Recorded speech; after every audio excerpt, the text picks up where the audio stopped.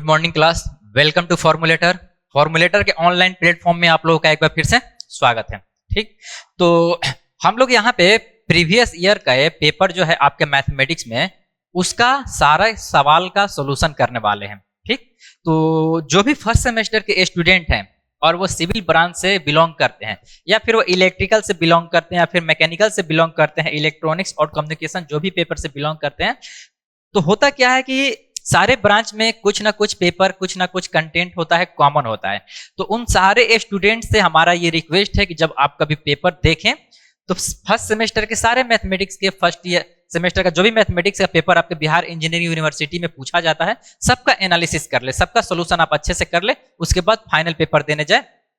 अगर आपसे सोल्यूशन नहीं हो पा रहा है कोई दिक्कत नहीं है, प्रीवियस ईयर के जितने भी मैथमेटिक्स के सवाल होते हैं उसका सोल्यूशन इस फॉर्मूलेटर के माध्यम से हम स्टूडेंट को प्रोवाइड कराते हैं। ठीक, तो इसी सीक्वेंस में हम लोग आज उपस्थित हुए हैं।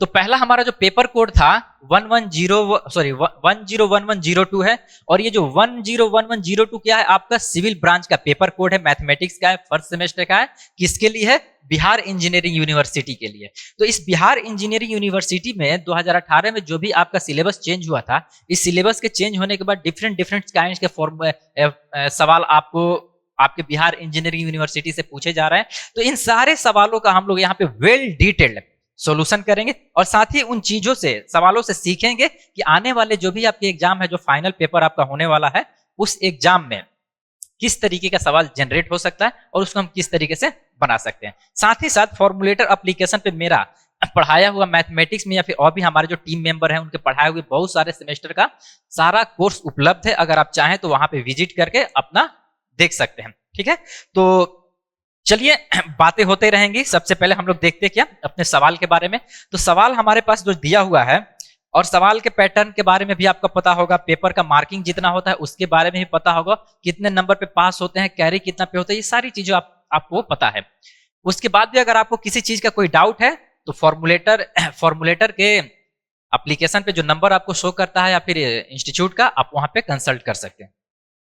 चलिए ठीक है, तो सवाल नंबर जो 1 होता है आपका कंपल्सरी सवाल होता है, बनाना मस्ट होता है। इसके साथ साथ 8 सवाल और दिए रहते हैं, उस 8 सवाल में किन्हीं 4 सवाल का सोल्यूशन आपको करना पड़ता है।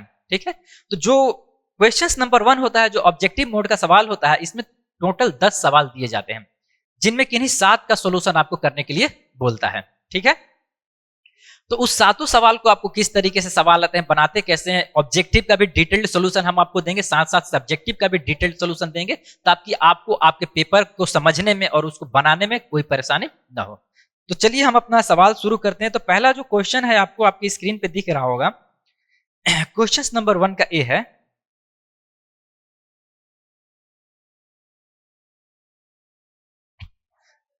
द सीरीज समेशन n बराबर 0 टू इंफिनिटी 2x का पावर n दिया हुआ है। साथ ही पूछ रहा है क्या कि ये कन्वर्जेंस है, इफ कंडीशन पूछा है कि अगर ये कन्वर्जेंस है तो उस कन्वर्जेंस का कंडीशन बताइए कि किस रेंज तक ये कन्वर्जेंस है। और 4 आपको ऑप्शंस दिए गए होंगे, आपको ऑप्शंस भी दिख रहे होंगे। तो जब हम सीक्वेंस सीरीज आपको पढ़ाए थे तो हम आपको वहां पे बताए थे कि टोटल 5 या 6 तरीके का सीक्वेंस एंड सीरीज से क्वेश्चन पूछता है। साथ ही साथ वो सवाल ये पूछता है कि आप चेक करिए कि कहां पे ये कन्वर्जेंस है और कहां पे ये डाइवर्जेंस है। ठीक, तो पहला कंपैरिजन टेस्ट बताए थे, उसके बाद हम आपको राबे टेस्ट बताए थे, रेशियो टेस्ट था, लॉगरिथमिक टेस्ट था, कॉचे रूट टेस्ट था, पावर टेस्ट भी के बारे में बताए थे। तो ये सवाल देखते हैं किस पे, कंपैरिजन टेस्ट पे है। तो दिया गया है हमारे पास summation n equal 0 to infinity 2x का पावर n है। जब कभी भी ये सीक्वेंस में हमको टर्म दे तो हम इसको कैसे करते हैं, एज्यूम करते हैं कि un बराबर हमको कितना दिया हुआ है, समेशन n बराबर 0 से इंफिनिटी 2x के पावर n, इतना दिया हुआ है। साथ ही साथ एक अगला स्टेप निकालते हैं un प्लस 1, इसको क्या लिखेंगे, समेशन n बराबर 0 टू इंफिनिटी 2x का पावर में n प्लस 1। ठीक, अब हम देखते क्या है कि कंपैरिजन करते हैं। तो un divided by un plus में 1, ये वाला वैल्यू निकालेंगे। un का वैल्यू कितना है, समेशन n बराबर 0 टू इंफिनिटी 2x का power n divided by summation n बराबर 0 टू इंफिनिटी 2x का पावर में n+1। ठीक, जब हम इसको करेंगे तो हमारे पास जो वैल्यू निकल के आएगा 1 डिवाइडेड बाई 2x निकल के आएगा। अब हम इसके लिए करेंगे कि दोनों तरफ लिमिट लेते हैं टेस्टिंग के लिए, और लिमिट हमारा क्या जाता है, limit n tends to infinity जाता है, un divided by un+1। Limit इधर भी लेंगे n tends to infinity 1/2x। जैसा कि इसमें हमारा कोई भी टर्म n का नहीं है, n टर्म हमारा कोई भी नहीं है, तो ओवरऑल रिजल्ट हमारा कितना निकल के आ जाएगा, 1/2x निकल के आ जाएगा। ठीक, अब बात है कि इसके कन्वर्जेंस और डाइवर्जेंस पे बात फंसता है। तो सारा का सारा वैल्यू किस पे डिपेंड कर रहा है, आपको x पे डिपेंड कर रहा है। सारा का सारा वैल्यू क्या हो रहा है, हमारा x पे डिपेंड कर रहा है। x का वैल्यू जो भी शो करेगा उसके अनुसार हम इस सवाल को बता सकते हैं कि ये हमारा कन्वर्जेंस है कि डाइवर्जेंस है। तो सबसे पहले हम x के वैल्यू के लिए हम देखते हैं, तो लिखेंगे यहां पे बाई रेशियो टेस्ट,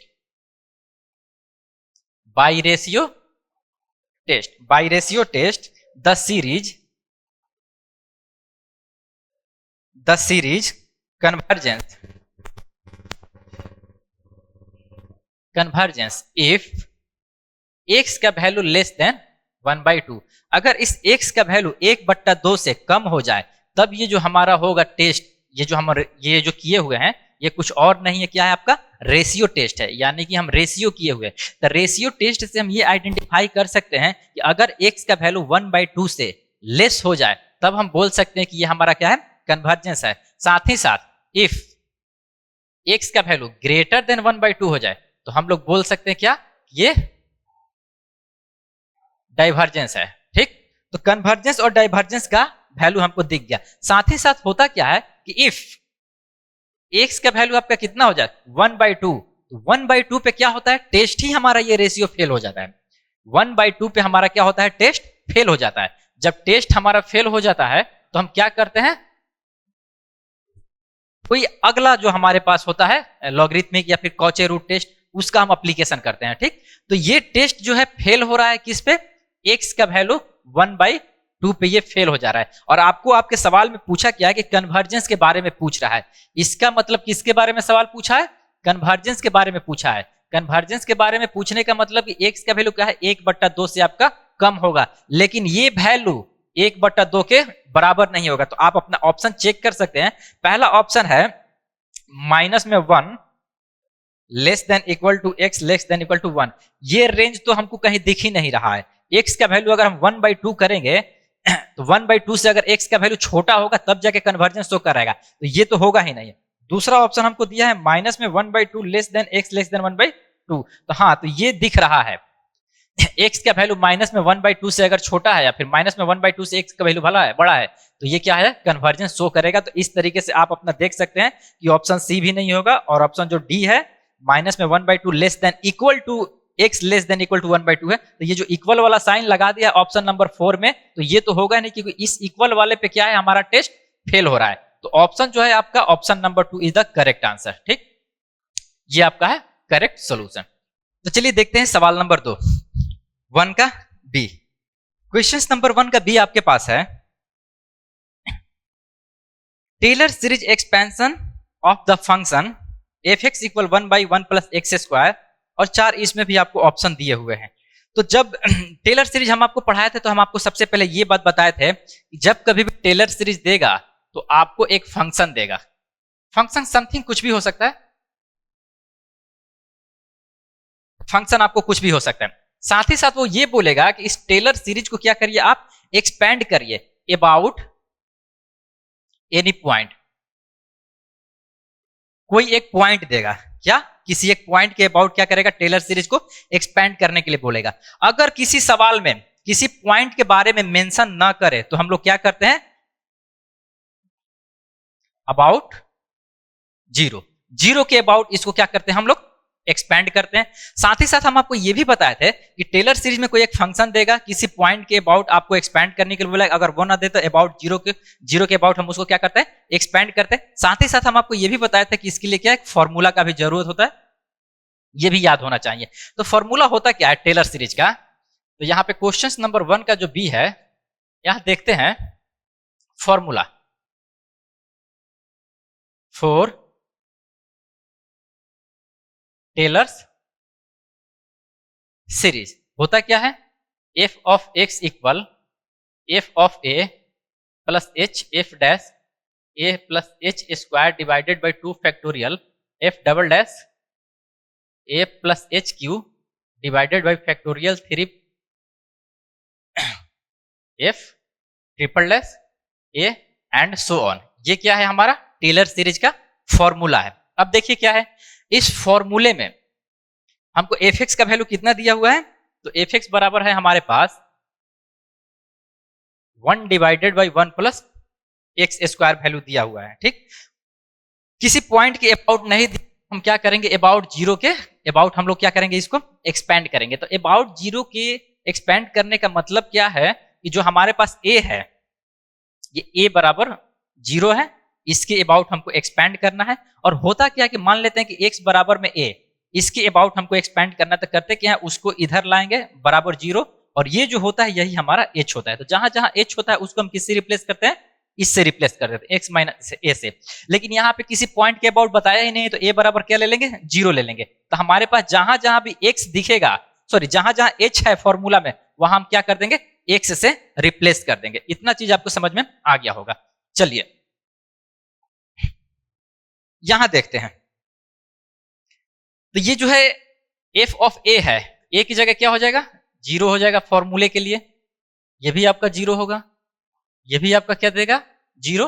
और इसी तरह जो भी है डेरिवेटिव के अंदर का टर्म सब जीरो हो जाएगा। तो निकाल दीजिए एक्स बराबर जीरो, 1 डिवाइडेड बाई 1 प्लस में जीरो का होल स्क्वायर मतलब 1।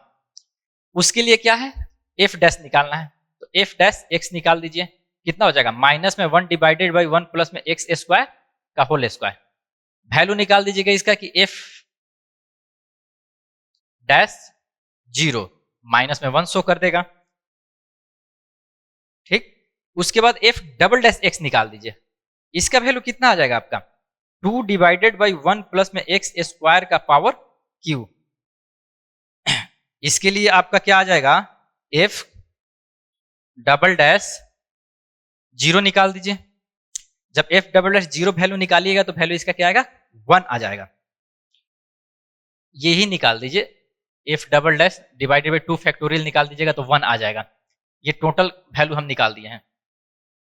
साथ ही एफ ट्रिपल डैश एक्स निकाल देते हैं, कितना आ जाएगा, माइनस में 6 डिवाइडेड बाई 1 प्लस में एक्स स्क्वायर का पावर 4, यानी कि एफ ट्रिपल डैश जीरो और डिवाइडेड बाई फैक्टोरियल 3 को यहीं पे रख देते हैं। उसके बाद जब वैल्यू हम निकालेंगे तो वैल्यू कितना आ रहा है, -1 आ रहा है। ठीक, हमारे पास इतना वैल्यू निकल के आता है। So therefore Taylor's series becomes,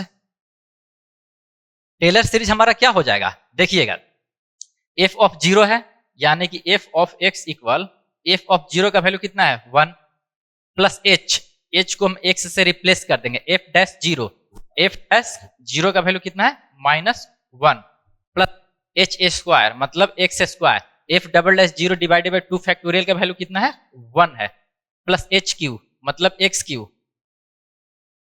divided by F triple dash zero divided by 3 factorial का वैल्यू -1। तो ये क्या दिख रहा है, प्लस माइनस, फिर प्लस आएगा। इसी तरीके से हमारा क्या, ये इंफिनिटी तक सीरीज जा रहा है। तो हो क्या गया है, ये एफ एक्स इक्वल 1 माइनस में एक्स प्लस में एक्स स्क्वायर माइनस में एक्स क्यूब प्लस एक्स के पावर 4 माइनस एक्स के पावर 5, इसी तरीके का ये सीरीज जाएगा। तो जब हम इसको समेशन के फॉर्म में लिखेंगे तो क्या हो जाएगा, समेशन n बराबर में 0 टू इंफिनिटी माइनस में 1 का पावर में n इंटू एक्स का पावर में 2n है, for any real value of x। अब ये हमारा क्या है, इसका सॉल्यूशन है। आपको आपके ऑप्शन में दिया है n बराबर 0 से इंफिनिटी माइनस में 1 का पावर n x के पावर 2n, और माइनस से 1 के बीच का रेंज दिया है, जो कि मतलब नहीं होगा ये। और x के किसी भी वैल्यू के लिए, यहाँ पे x का वैल्यू कुछ भी आप रख दो तो आपका ये जो एक्सपेंशन है ऑटोमेटिक निकल के आ जाएगा। तो इस तरीके से जो आपका आंसर है ऑप्शन नंबर 3 जो है करेक्ट आंसर है। ठीक, आप इसको चेक कर लीजिएगा। चलिए तो चलिए देखते हैं अगला सवाल। अगला सवाल हमारे पास है, the value of definite integral एक इंटीग्रेशन है माइनस में a to plus a mod of x dx is equal to, इसका वैल्यू आपसे पूछा हुआ है। साथ ही साथ ये भी बोल रहा है क्या, कुछ नहीं, बस इसका इंटीग्रेशन का वैल्यू पूछा हुआ है। तो देखेंगे क्या क्वेश्चन नंबर 1 का सी, i इक्वल इंटीग्रेशन माइनस में a to plus a mod में x dx। तो देखिए होता क्या है, जब कभी भी मॉड का क्वेश्चन आपके पास आ जाए तो ये एक डिसकंटिन्यूअस फंक्शन होता है, और मॉड x का जो ग्राफ हमारे पास निकल के आता है, ये मॉड x का ग्राफ है पासिंग थ्रू ओरिजिन। ये आपका plus x axis plus y axis minus में y एक्सिस और माइनस में x एक्सिस, ये माइनस x हो जाता है और ये आपका प्लस x हो जाता है। ये जो ग्राफ है आपका ओवरऑल देखा जाए तो fx बराबर क्या है, मॉड x का ग्राफ है। तो देखिएगा क्या, ये जो आपका होता है माइनस में इंफिनिटी वाला टर्म होता है, ये होता है आपका प्लस इंफिनिटी वाला टर्म होता है। यानी कि जीरो से लेफ्ट साइड के तरफ वाला जो भी हमारे पास फंक्शन दिखता है एफ एक्स इक्वल माइनस में एक्स का फंक्शन हो जाता है, और जो जीरो से प्लस इंफिनिटी का जो होता है graph F X equal plus x हो जाता है। तो उसी तरीके से हम इसका डिसकंटिन्यूटी मोड चेक करेंगे। तो माइनस में ए टू जीरो, माइनस में ए किधर भी होगा, मान लेते हैं कहीं एक लाइन होगा, ये माइनस में ए से कहीं ना कहीं ये हमारा प्लस का ए होगा। तो माइनस में ए से जीरो के बीच में ग्राफ का नेचर कितना है, माइनस में X D X plus zero to A, इस जीरो टू ए के बीच में ग्राफ का नेचर क्या है, एक्स डी एक्स। सिंपल सा इंटीग्रेशन है, जब आप इसको इंटीग्रेट करिएगा तो आपके पास आई का वैल्यू निकल के आ जाएगा ए स्क्वायर। कितना आएगा, ए स्क्वायर, या फिर आप इसको देख ही लो माइनस में x square divided by two, upper limit zero lower limit, ये आपका हो जाएगा एक्स स्क्वायर बाई टू, ये और zero, zero minus minus plus A square by two plus A square by two minus में जीरो, एलसीएम इसका to हो जाएगा, टू ए स्क्वायर मतलब ए स्क्वायर। ये आपका था क्वेश्चन नंबर 1 का सी।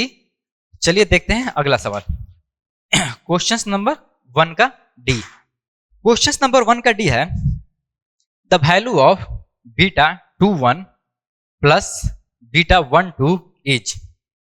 तो सवाल देख के आपको पता चल रहा होगा कि बीटा फंक्शन से जुड़ा हुआ है, और पूछा है आपसे क्या कि बीटा, क्वेश्चन नंबर 1 का D, beta function 2 1 plus beta function 1 2, इसका वैल्यू कितना निकल के आएगा।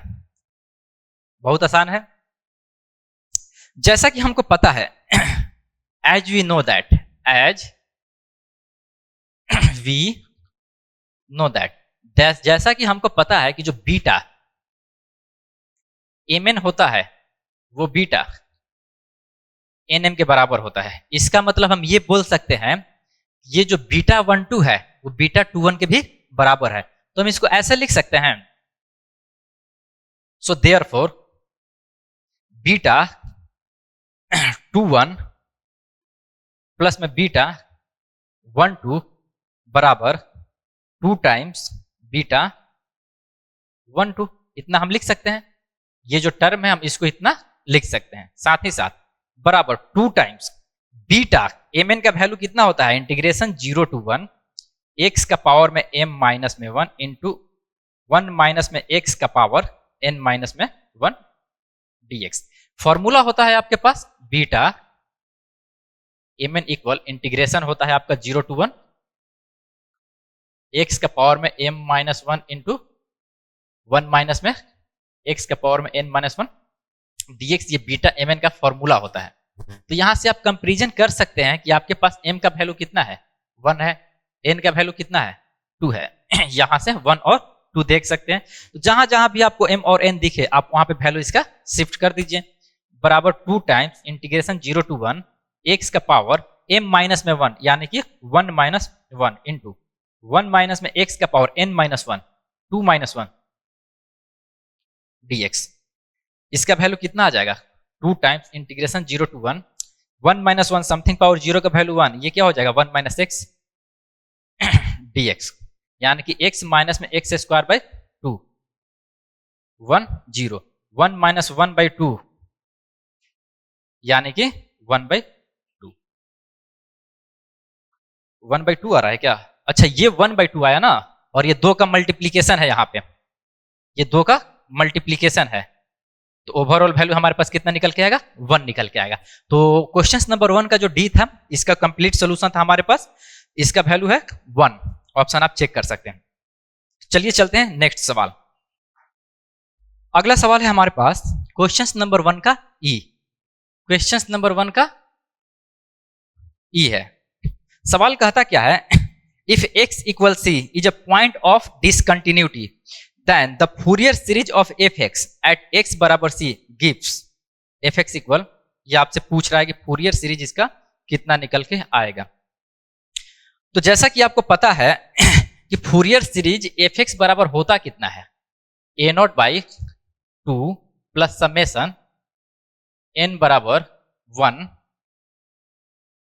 टू n बराबर इंफिनिटी an कॉस में nx प्लस समेशन n बराबर 1 to infinity bn sine nx। इतना चीज होता है, ठीक।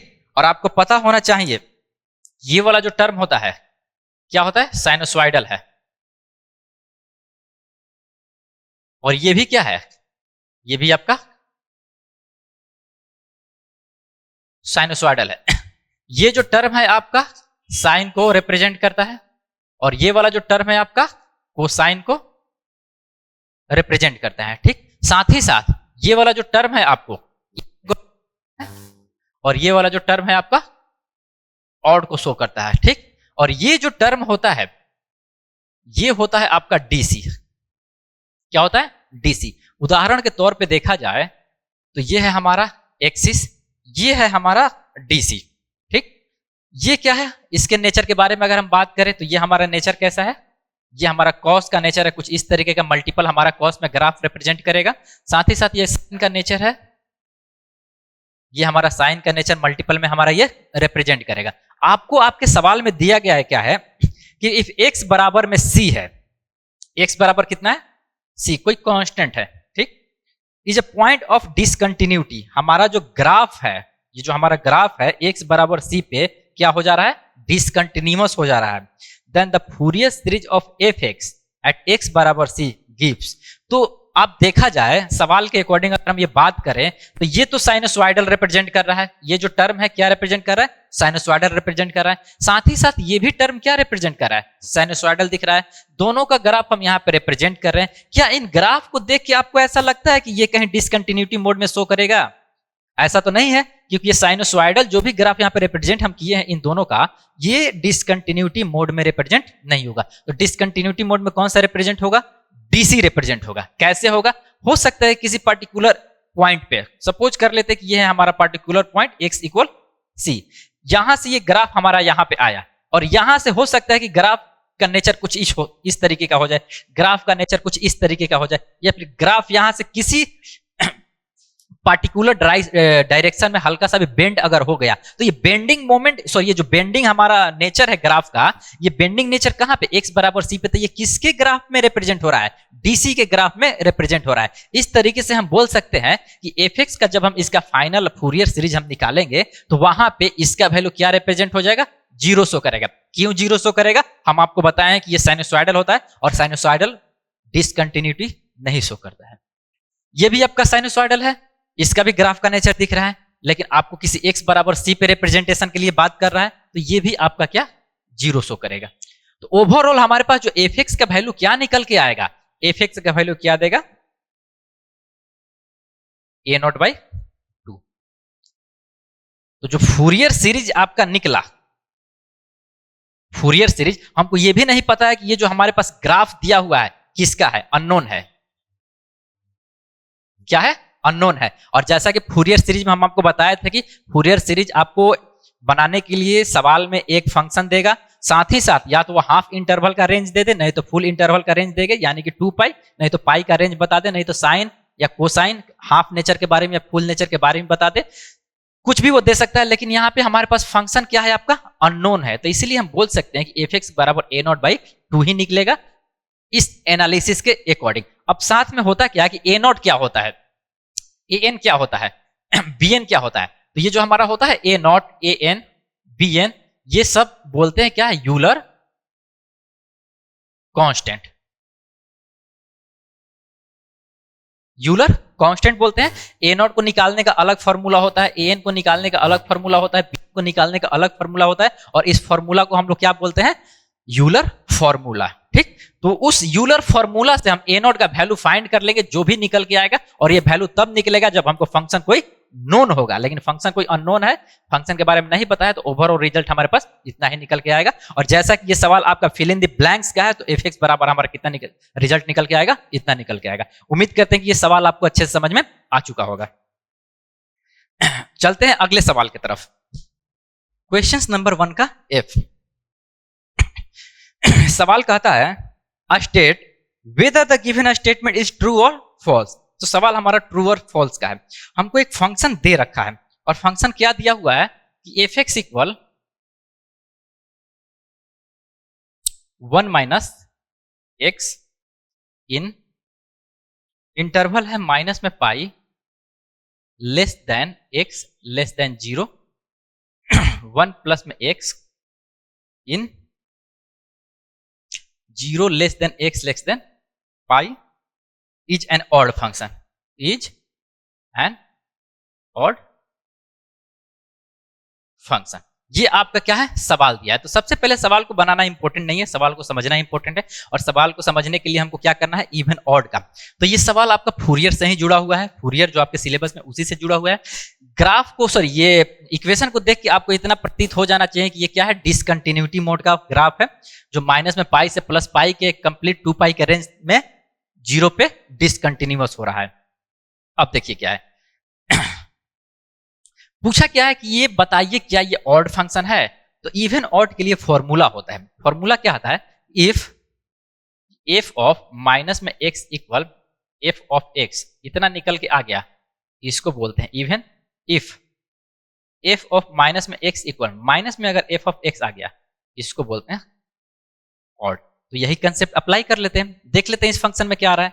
जब हम एफ के जगह पे, एक्स के जगह पे अगर हम माइनस पुट करते हैं, ठीक, देखते हैं क्या आता है। ये रिजल्ट हमको कितना दे देगा? 1 माइनस, और माइनस कितना हो जाएगा? प्लस में एक्स इन।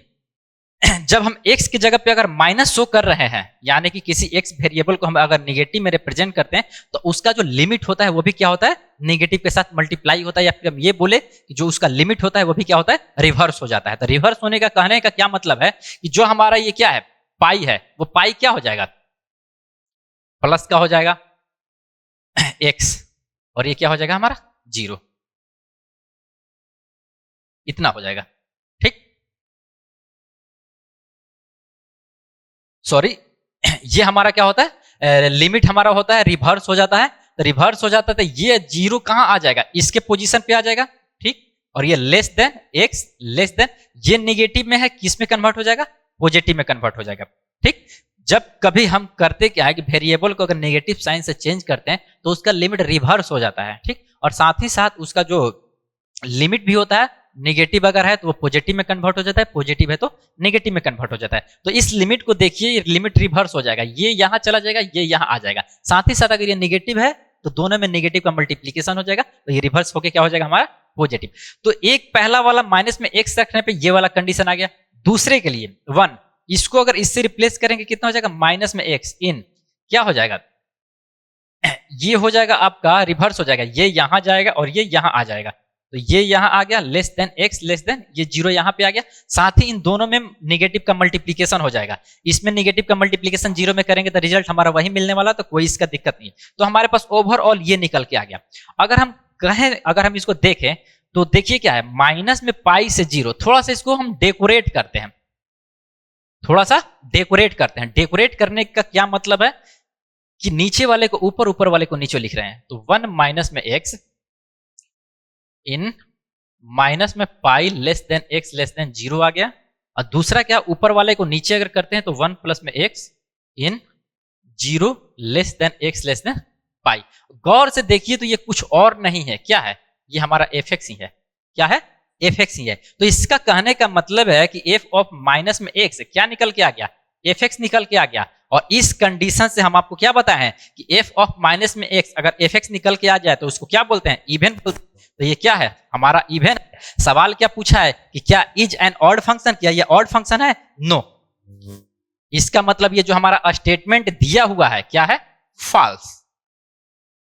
और ये सवाल आपका ट्रू फॉल्स का था, तो इस तरीके से इसका जो आंसर निकल के आया हमारा क्या है, फॉल्स निकल के आया है, क्योंकि सवाल हमारा क्या है, इवन है। ठीक, उम्मीद करते हैं कि ये सवाल का सॉल्यूशन आपको अच्छे से समझ में आया होगा। तो चलते हैं अपने अगले सवाल की तरफ। अगला सवाल है हमारा 1 का जी। तो देखिए अगला सवाल हमारे पास क्वेश्चन नंबर 1 का जी। क्वेश्चन नंबर 1 का जी सवाल कहता क्या है कि the inverse of the matrices, हमको एक मैट्रिसेस दे रखा है। सपोज करते हैं कि A बराबर हमारा ये मैट्रिक्स है, इसका वैल्यू माइनस में 0.5 है, 0 0 है, 0 4 एंड 0 0 0 1। हमारे पास ये क्या दे रखा है, एक मैट्रिसेस दे रखा है और पूछ रहा है क्या कि the inverse of the matrix, यानी कि इस मैट्रिसेस का क्या निकालना है, हमको इनवर्स निकालना है। तो जैसा कि आप 12th क्लास में, यहां पे नोट करिएगा, जैसा कि आपको 12th क्लास में जब कभी आप ए इनवर्स निकालते थे तो क्या लिखते थे, adjoint of A divided by determinant of A. Determinant of A हम इसीलिए निकालते थे कि हम ये चेक करते थे क्या ये मैट्रिसेस जो दिया गया है सिंगुलर है या फिर नॉन सिंगुलर है। सिंगुलर कहने का मतलब क्या है कि अगर डिटर्मिनेंट का वैल्यू 0 आ तो इसका ए इनवर्स एग्जिस्ट नहीं करेगा। अगर डिटर्मिनेंट का वैल्यू नॉट इक्वल टू 0 हो गया तो इसका क्या हो जाएगा, इनवर्स एग्जिस्ट करेगा। ठीक, तो सबसे पहले इस काम को करने के लिए हम इसको चेक कर लेते हैं कि क्या ये सिंगुलर है या फिर नॉन सिंगुलर है। इसका कहने का मतलब क्या, सिंगुलर, इसका कहने का मतलब नॉन सिंगुलर। चलिए, जब इसका आप डिटर्मिनेंट निकालिएगा तो ये खत्म 4 में 0.5 का मल्टीप्लीकेशन करेंगे तो कितना आएगा, 2 आएगा, और माइनस में साइन के साथ, यानी कि माइनस में 2 निकल के आएगा। इसका मतलब नॉट इक्वल टू 0, तो ए इनवर्स क्या होगा, एग्जिस्ट करेगा। ठीक, अब पुराने जो 11th-12th क्लास में हम लोग पढ़े थे, कैसे पढ़े थे, ए इनवर्स बराबर adjoint of A divided by determinant of A. Adjoint को निकालने के लिए सबसे पहले हम लोग माइनर और कोफैक्टर निकालते थे। माइनर कोफैक्टर निकालने के बाद उसका क्या करते थे, ट्रांसपोज लेते थे। क्या करते थे, ट्रांसपोज लेते थे। तो इतना ये जो वर्क है ना, ये वर्क हम लोग वहां पे करते थे 12th क्लास में, मगर यहां पे आपको ये वर्क नहीं करना है। अगर आप कंपटीशन का किसी भी तरीके का तैयारी, अगर आप गेट का पेपर दे रहे हैं, अगर वहां पे आपको डायरेक्ट ए इनवर्स निकालने के लिए दे दे 3 + 3 का, तब आपको ये वर्क नहीं करना है। वहां पे एक स्मार्ट वर्क करना है। उसके लिए आपको करना क्या है, देखिएगा,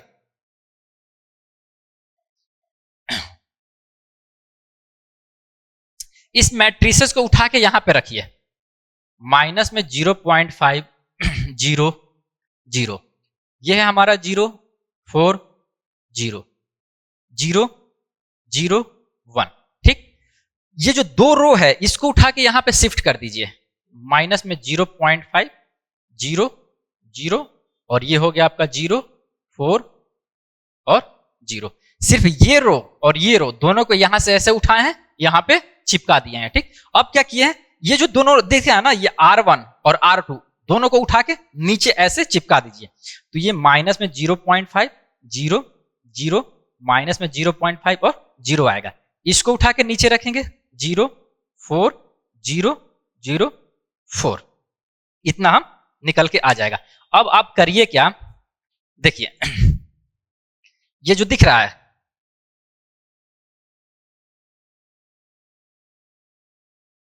ये टर्म को आप भूल जाइए, ये जो दिख रहा है इसको भूल जाइए। बच क्या गया, आपके पास यही 4x4 का दिख रहा है। इसका आप करिए क्रेमर्स रूल के अकॉर्डिंग। आप 9th-10th क्लास में पढ़े होंगे क्रेमर्स रूल, XYZ के वैल्यू को फाइंड करने के लिए हम लोग क्रेमर्स रूल यूज करते थे। सिमिलरली वही काम करना है, इसको इसके साथ मल्टीप्लीकेशन करना है, माइनस इसको इसके साथ मल्टीप्लीकेशन करना है, साथ ही साथ इसको इसके साथ मल्टीप्लीकेशन करना है, माइनस में इसको इसके साथ मल्टीप्लीकेशन करना है, सिमिलरली इसको इसके साथ मल्टीप्लीकेशन करना है, और माइनस में इसके साथ मल्टीप्लीकेशन करना है। ठीक, जब आप मल्टीप्लीकेशन करिएगा तो ये सारा क्वांटिटी क्या आएगा, रो में आएगा, सॉरी ये कॉलम में आएगा। किस में आएगा, कॉलम में आएगा।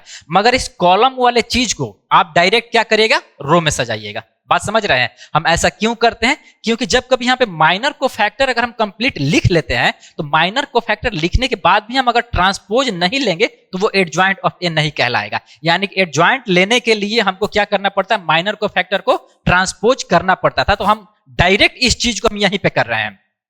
समझ में आया? इस चीज को हम डायरेक्ट यहीं पे कर रहे हैं।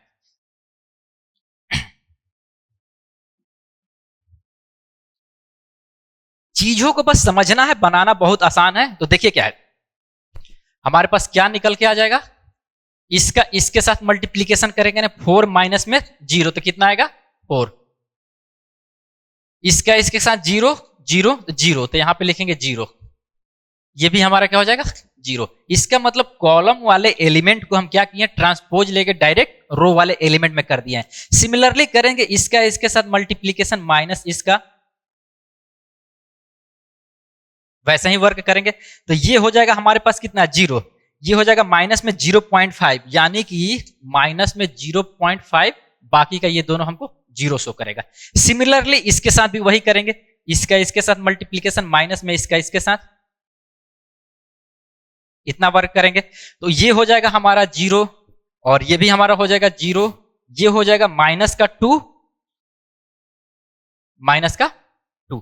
हमारे पास ये रिजल्ट निकल के आया है। किसका निकल के आया है, सिर्फ और सिर्फ इस अरेंजमेंट का निकल के आया है। और हमको निकालना क्या है, हमको निकालना है ए इनवर्स। इसका मतलब इसको हम किससे करेंगे, इससे डिवाइड करेंगे। फॉर्मूले के अकॉर्डिंग हम क्या करेंगे, इसको इससे डिवाइड करेंगे। तो देखा जाए तो हम ये जो वर्क किए हैं, ये जो हमारा टोटल टर्म दिख रहा है, ये कुछ और नहीं, एडजॉइंट ऑफ ए है। ये निकल गया, इसको हम किससे डिवाइड करेंगे, माइनस में 2 से।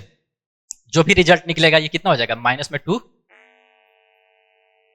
0.25 और माइनस 1 0 0 0। चेक कर लेंगे हमारे पास ऑप्शन कौन सा है, माइनस में 2 0.25 और ये माइनस माइनस प्लस हो जाएगा, ये 1 आ जाएगा। तो ऑप्शन 3 देख सकते हैं आप, ये ऑप्शन जो 3 है वो हमारा करेक्ट ऑप्शन है इस सवाल का। तो ये था हमारा क्या, ए इनवर्स। तो उम्मीद करते हैं कि ये हमारा शॉर्टकट अप्रोच ए इनवर्स निकालने का आपको अच्छे से समझ में आया होगा। इस तरीके से आप 3x3 का किसी का भी आप निकाल सकते हैं आसानी से, कोई इसमें बड़ा इश्यू नहीं है। चलिए नेक्स्ट क्वेश्चन की तरफ चलते हैं हम, क्वेश्चन नंबर 1 का एच। चलिए अगला सवाल है हमारे पास क्वेश्चन नंबर 1 का एच। देखते हैं कि सवाल हमारा क्या कहता है। तो सवाल हमारा कहता है the sum of eigen value, the sum of eigen value, और हमारे पास क्या दे रखा है, एक मैट्रिसेस दे रखा है। क्वेश्चन नंबर 1 का जो एच है हमारे पास क्या है, आइगन वैल्यू का समेशन पूछ रहा है। तो हमारे पास मान लेते हैं कोई ये मैट्रिसेस है जिसका एलिमेंट है 1 1 3 1 5 1 3 -1 -1, ठीक। और पूछा क्या है कि the sum of eigen value is, 4 option है। पहला ऑप्शन -2, दूसरा ऑप्शन -3 है, तीसरा ऑप्शन 6 और चौथा ऑप्शन 7 है। तो देखिए क्या है, जैसा कि आपके बिहार इंजीनियरिंग यूनिवर्सिटी में जो सवाल दिया हुआ है, अगर इस सवाल को अगर हम सही माने तो आंसर जो ऑप्शन दिया है वो गलत है। ऑप्शन आपको क्या दे रखा है, पहला वाला जो ऑप्शन है -2, दूसरा वाला जो ऑप्शन है 3, तीसरा वाला ऑप्शन है 6 और जो चौथा वाला ऑप्शन है 7। तो बिहार इंजीनियरिंग यूनिवर्सिटी के द्वारा आपको सिविल ब्रांच में ये जो पेपर का जो क्वेश्चन ये 1 का एच दे रखा है, अगर हम इस सवाल को सही माने, अगर इसके सारे एलिमेंट को सही माने तो इसका ऑप्शन गलत है, ठीक। अगर हम इसके ऑप्शन को सही माने तो इसका जो एलिमेंट है इसमें गलती है। तो हुआ क्या है, देखिए ये जो सवाल है ना, ये जो सवाल है गेट के एग्जाम में सिविल में पूछा गया है, और जिस साल ये पूछा गया है वो साल था 2K7 2007 में पूछा गया है। और यहां पे भी यही पूछा गया कि आप इसके आइगन वैल्यू का समेशन बताइए। तो आइगन वैल्यू कुछ होता नहीं है, ये जो डायगोनल एलिमेंट दिख रहा है ना, इसी का एडिशन होता है, डायगोनल एलिमेंट का एडिशन होता है eigen value, summation of eigen value. ठीक, तो गेट 2007 में ये सवाल पूछा गया था सिविल में। तो हुआ क्या था, जो गेट के द्वारा सवाल पूछा गया था, तो ये वाला जो एलिमेंट दिख रहा है ना, जो -1, यहां पे क्या आएगा, +1। ये वाला जो एलिमेंट दिख रहा है ना, -1, यहां पे क्या आएगा, +1। ठीक, जब ये दोनों एलिमेंट को हम 1 1 से अगर रिप्लेस करते हैं, उसके बाद हम इसका क्या निकालते हैं, आइगन वैल्यू। आइगन वैल्यू निकालने के लिए सबसे पहले हमको क्या निकालना पड़ता है, ऑक्सिलरी इक्वेशन इसका निकालते हैं, a minus lambda I, a minus में लैम्डा आई बराबर 0, ये वर्क करते हैं। यहां से हम लैम्डा का होल क्यूब में एक पोलिनोमियल आएगा, उसमें हम λ1 λ2 और λ3 का वैल्यू निकाल लेते हैं। तो तीनों को जब हम जोड़ देंगे तो यही हमारा क्या होता है, समेशन ऑफ आइगन वैल्यू होता है। अगर हम -1 और ये दोनों -1 को क्या करते हैं, अगर 1 1 से रिप्लेस करते हैं, तो ये जो हमारे पास मैट्रिक्स निकल के आएगा, क्या निकल के आएगा, सिमेट्री, सिमेट्रिक मैट्रिक्स निकल के आएगा। ठीक, और इस कंडीशन में जो हमारे पास λ1 λ2 और λ3 का वैल्यू निकल के आएगा, वो वैल्यू निकल के आएगा -2 3 और 6 निकल के आएगा। अब हम इस तीनों का अगर हम समेशन करें, अगर हम इस तीनों का समेशन करें, तो 6 और 3 में से 2 गया कितना, 7। इस अनुसार से ये जो ऑप्शन नंबर 7 निकल के आएगा आपका करेक्ट आंसर होगा। कब होगा, जब ये -1 और ये -1 को रिप्लेस करके +1 और +1 ऐड करेंगे तब। तो हुआ क्या है कि जो भी प्रिंट करवाया गया है, इस सवाल को प्रिंट करवाने के बाद हुआ क्या है कि यहाँ पे माइनस ऐड हो चुका है बाय मिस्टेक। बाकी का ये सवाल आप देख सकते हैं कि इसको बनाते कैसे हैं। तो आप इस सवाल के लिए अगर यहाँ पे करेक्शन करिएगा, तब जाके ये गेट सिविल 2007 का सवाल होगा। और इस कंडीशन में λ1 λ2 λ3 का ये तीनों का ये वैल्यू निकलता है। कैसे निकालते हैं, ऑक्सिलरी इक्वेशन से निकालते हैं। ठीक, कैरेक्टरिस्टिक इक्वेशन है ये, कैरेक्टरिस्टिक इक्वेशन से निकालते हैं और इसका जो वैल्यू आएगा 7, जो कि आपके ऑप्शन से मैच करेगा। ठीक, तो उम्मीद करते हैं कि ये जो अभी जो हम ये सवाल लगाएं आपको अच्छे से समझ में आया होगा। तो ये भी देख सकते हैं कि उसको निकालते कैसे। अगर हम ये वर्क करें तो होता क्या है कि 1 माइनस में λ1 3 1 5 माइनस में λ1 3 -1, सॉरी ये आपका हो जाएगा 1 और 1 माइनस लैम्डा। ये एक तरीके का डिटर्मिनेंट हो गया। इसको एक्सपेंड करके 0 के इक्विवेलेंट करिएगा, लैम्डा क्यू में एक पोलिनोमियल निकलेगा, डायरेक्ट कैल्सी में आप फिट करिएगा। कैल्सी चलाने आपको आना चाहिए अच्छे से, कैल्सी में डायरेक्ट फिट करिएगा, डेटा ऑटोमेटिक आपको λ1 λ2 और λ3 का निकल जाएगा। समेशन पूछा है, समेशन ऑफ आइगन वैल्यू पूछा है, तो तीनों को ऐड कर दीजिएगा, रिजल्ट 7 आएगा, जो कि ऑप्शन नंबर डी पे करेक्ट है। ठीक, यहां तक आपको बात समझ में आ चुका होगा। तो चलिए चलते हैं नेक्स्ट सवाल की तरफ, और ये उम्मीद है ये सवाल आपको अच्छे से समझ में आया होगा। अगला सवाल आपके पास है क्वेश्चन नंबर 1 का आई। क्वेश्चन नंबर जो 1 है उसका आई है। तो write the statement of Parseval's theorem. तो ये एक थ्योरी है पार्सेवल्स थ्योरम का स्टेटमेंट लिखने के लिए। तो इसको हम लिख देते हैं, आप इसको देख सकते हैं।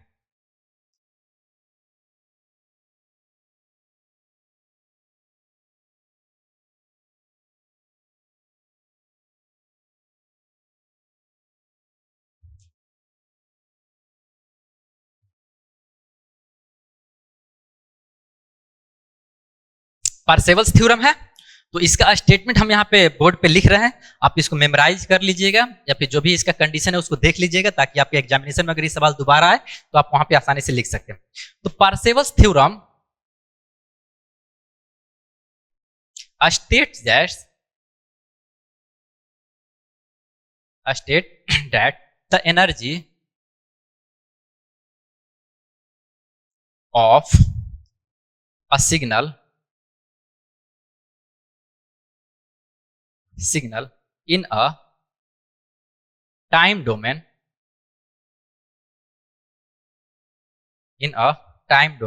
is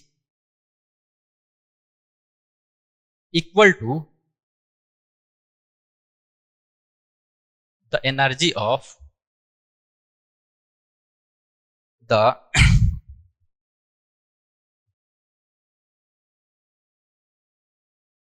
transformed signal in the frequency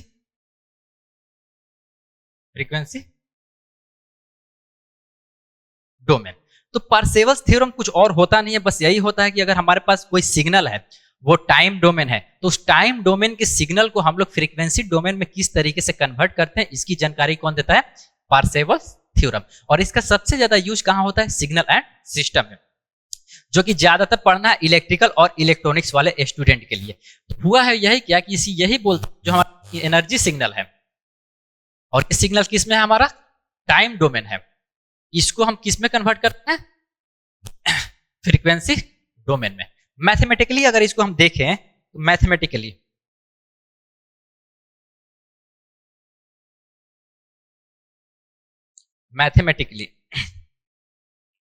x of T कोई हमारा सिग्नल है, किसमें है? टाइम डोमेन में।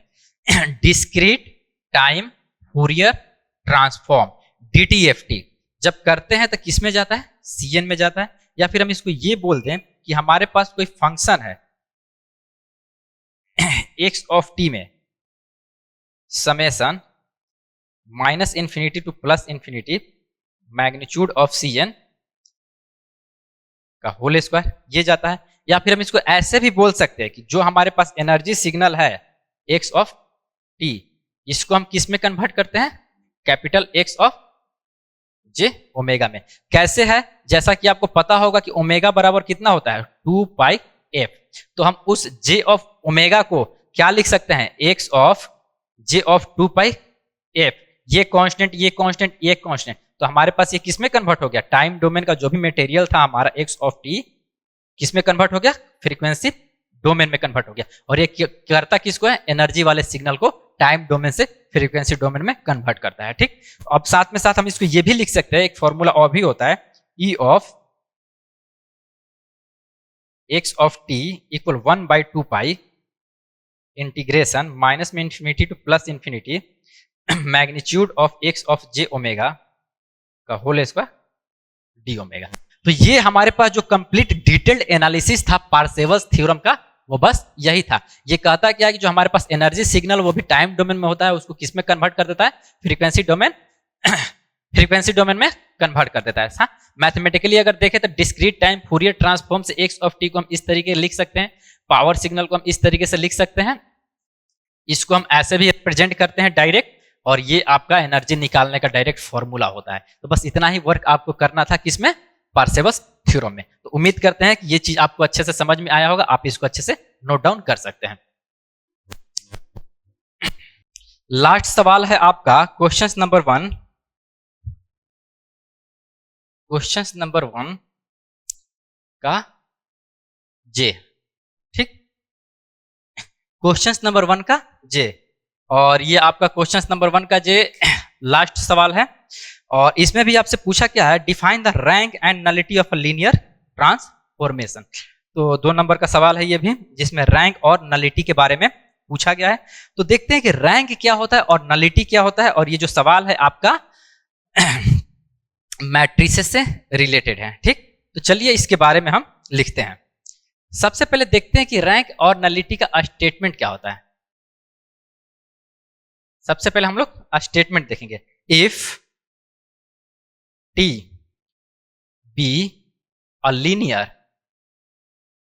Transformation,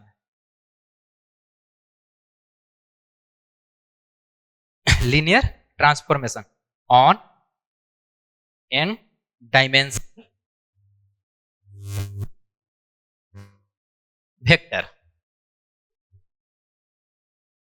n dimensional vector space v of f, then rank of t plus nullity of t equal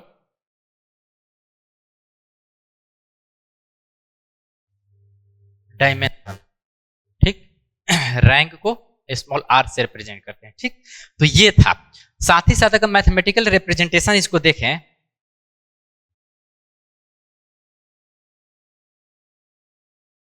ये हम लोग इसके बारे में लिखते हैं। तो नलिटी यहां पे निकल जाएगा